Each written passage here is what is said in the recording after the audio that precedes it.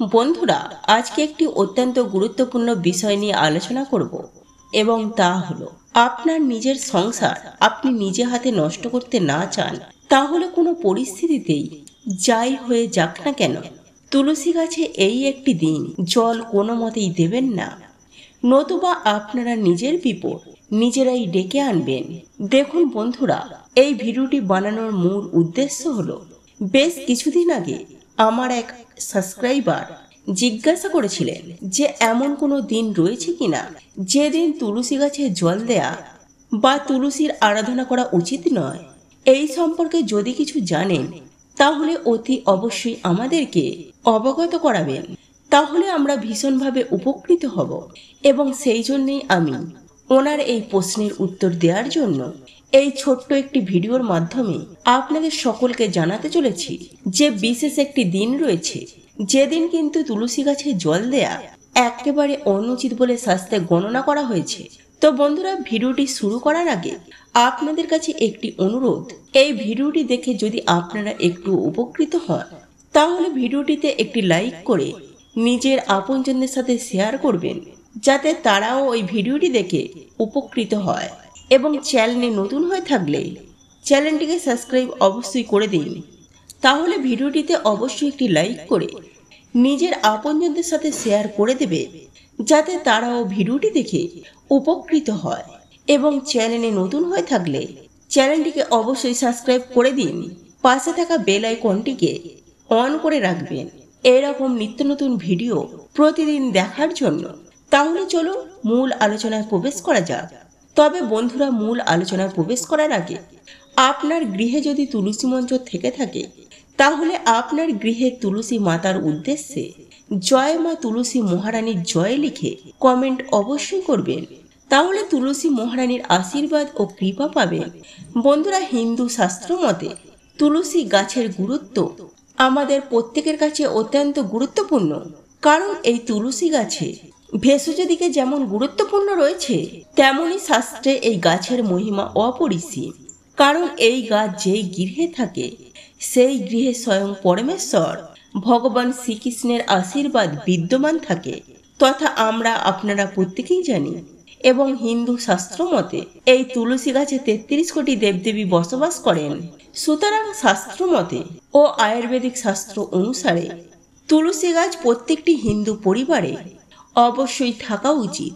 বন্ধুরা, আপনারাও দেখতে পাবেন যেমন কোনো হিন্দু পরিবার নেই যে পরিবারে তুলসী গাছ নেই। আমরা প্রত্যেকে প্রতিদিন স্নান করে শুদ্ধ বস্ত্র পরিধান করে তুলসী মাতাকে জল অর্পণ করি এবং সন্ধ্যার সময়ে দীপ ও ধূপ সহযোগে সন্ধ্যা আরতি করি।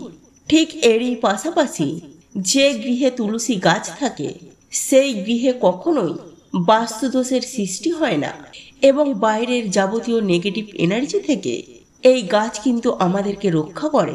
সেই সঙ্গে সঙ্গে পরিবারের সুখ শান্তি আর্থিক সচ্ছলতা রাখতেও সাহায্য করে।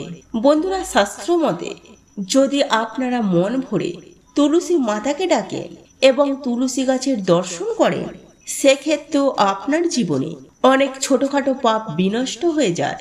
আবার অন্যদিকে আপনারা নিজেরাই দেখবেন অনেক প্রকারের যত্ন নেয়ার পরেও যদি আপনার গৃহে তুলসী গাছ বারংবার শুকিয়ে যেতে শুরু করে বা তুলসী গাছের পাতা হলুদ বর্ণ ধারণ করে, তাহলে সেক্ষেত্রে আপনাদেরকে বুঝতে হবে আপনাদের গৃহে কোনো না কোনো নেগেটিভ এনার্জি বিপুল পরিমাণে সৃষ্টি হচ্ছে এবং আপনার গৃহের ওপর সেটির প্রভাব অতিরিক্ত মাত্রায় পড়েছে। বন্ধুরা, এমনটা হলে আপনারা নিজেরাই দেখবেন আপনাদের গৃহের মাঝের মধ্যে ঝুট ঝামেলা, অশান্তি, কলহ, আর্থিক সমস্যা ও শারীরিক কষ্ট এবং মানসিক সমস্যা ইত্যাদি এই জিনিসগুলি আপনারা নিজেরাই পরিলক্ষিত করতে পারবেন যদি আপনার বাড়ির তুলসী গাছটি প্রতিবার শুকিয়ে যেতে শুরু করে। বন্ধুরা, যে গৃহে তুলসী গাছ অত্যন্ত সতেজ থাকে এবং তুলসী গাছের পাতা অত্যন্ত সবুজ থাকে, তাহলে সেই গৃহের প্রত্যেকটি সদস্যের জীবনে সুখ শান্তি, সমৃদ্ধি, বৈভব, ঐশ্বর্য এইসব প্রত্যেকটি ঈশ্বরের কৃপায় বিদ্যমান থাকে। ঠিক এরই পাশাপাশি বাস্তুশাস্ত্র মতে তুলসী গাছ বাড়ির উত্তর পূর্ব দিকে লাগানো উচিত। আর যদি একান্তই বাড়ির উত্তর পূর্ব দিকে আপনাদের কোনো জায়গা না থেকে থাকে, তাহলে আপনারা শুধু পূর্ব দিকেও এই তুলসী গাছ লাগাতে পারেন, তাতেও কোনো অসুবিধা নেই। অন্যদিকে যে গৃহে তুলসী গাছ রয়েছে সেই গৃহের সদস্যদের অবশ্যই প্রত্যেক দিন স্নান করে তুলসী গাছে জল অর্পণ করা উচিত এবং প্রতিদিন সন্ধ্যার সময় শুদ্ধ ঘিয়ের প্রদীপ তুলসী মাতার উদ্দেশ্যে জ্ঞাপন করা উচিত। এবং একটি কথা সদা সর্বদাই মাথায় রাখবেন যে সূর্যগ্রহণ, চন্দ্রগ্রহণ আর একাদশী, দ্বাদশী, পূর্ণিমা, অমাবস্যা এই দিনগুলিতে ভুল করেও তুলসী গাছে হাত দেবেন না। সেই সঙ্গে এমনকি তুলসী পাতাতেও হাত দেবেন না বা ছিঁড়বেন না। সেই সঙ্গে সন্ধ্যা হয়ে যাওয়ার পর অর্থাৎ গোধূলি হয়ে যাওয়ার পর তুলসী তলাতে হাত দেয়া একেবারেই চলবে না। এতে সংসারে চরম ভয়ঙ্কর দারিদ্রতা নেমে আসে এবং তুলসী মাতা অত্যন্ত রুষ্ট হন।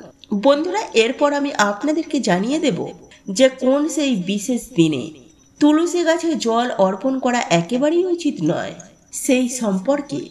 দেখুন বন্ধুরা, আপনারা ভুল করেও একাদশীর দিন তুলসী গাছে জল দেবেন না এবং সন্ধ্যার সময় ধূপ ও প্রদীপ জ্বালাবেন না। বন্ধুরা, হিন্দু শাস্ত্র মতে এই একাদশীর দিন মাতা তুলসী রানী প্রভু নারায়ণ অর্থাৎ পরমেশ্বর ভগবান শ্রীহরির জন্য নির্জলা উপবাস করেন। সুতরাং এই দিন যদি আপনারা তুলসী গাছে জল অর্পণ করেন, তাহলে মাতা তুলসী রানী আপনার প্রতি অত্যন্ত রাগান্বিত হবেন। ফলস্বরূপ যদি আপনারা এই ভুল করে থাকেন, তাহলে আপনার জীবনে নেমে আসবে চরম ভয়ঙ্কর দারিদ্রতা। হ্যাঁ বন্ধুরা, ভয়ঙ্কর আর্থিক সংকট নেমে আসবে। সেই সঙ্গে সঙ্গে নানান দিক থেকে নানান সমস্যায় কিন্তু আপনাকে পড়তে হতে পারে। সর্বোপরি আপনার গৃহে বাস্তুদোষের সৃষ্টি হতে পারে। সেই জন্য ভুল করেও আপনারা একাদশীর দিন তুলসী মহারানীকে কখনোই জল অর্পণ করবেন না। এটা করা একেবারে উচিত নয়। এর ফলে দুঃখ, কষ্ট, দারিদ্রতা, নেতিবাচক শক্তি আপনার গৃহে প্রবেশ করবে। যদি আপনারা এই কাজটি করে থাকেন এবং আপনার সাজানো সংসার একেবারেই ধ্বংস হয়ে যেতে পারে। সুতরাং যদি নিজের ভালো চান, নিজের পরিবারের মঙ্গল চান, তাহলে কোনোভাবে কোনো পরিস্থিতিতেই তুলসী গাছে একাদশীর দিন জল অর্পণ করবেন না। আর বন্ধুরা, যদি তুলসী দেবীকে প্রসন্ন করা হয়, তাহলে ভগবানও কিন্তু প্রসন্ন হয়। আর তুলসী দেবী মানে মা লক্ষ্মীর স্বরূপা। সেই ঘরে মা লক্ষ্মীও তার ঘরে সর্বদাই অটুট থাকে। যে ভক্ত তুলসী দেবীর সেবা করে, সেই ভক্তের ঘরে মা লক্ষ্মী স্থিত থাকে এবং সেই গৃহে কখনোই অভাব, অনটন, দারিদ্রতার করাল ছায়া এসে পড়ে না। বন্ধুরা, চলুন এবার জেনে নেওয়া যাক তুলসী মহারানীকে সেবা করার সময় কোন কোন ভুল একেবারেই করা চলে না।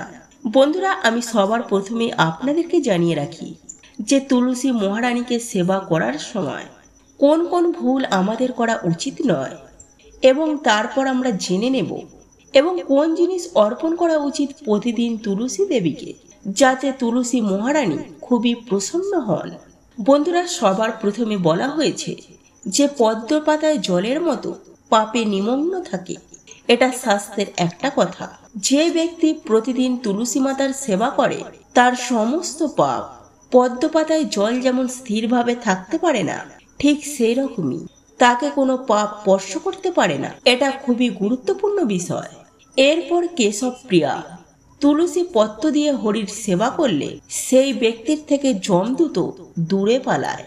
হ্যাঁ বন্ধুরা, পদ্মপুরাণে উল্লেখ করা হয়েছে, সেখানে যমরাজ নিজে বলেছেন, এই যমদূতগণ যেখানে তুলসী সহিত ভগবান শ্রীকৃষ্ণের বা ভগবান শ্রী বিষ্ণুর পুজো করা হবে, সেই ব্যক্তির কাছে তোমরা যাবে না। সেই ব্যক্তিকে বৈকুণ্ঠে নিয়ে যাওয়া হবে এবং তাদেরকে নিয়ে যাওয়া হবে ভগবান বিষ্ণুর দূতগণ।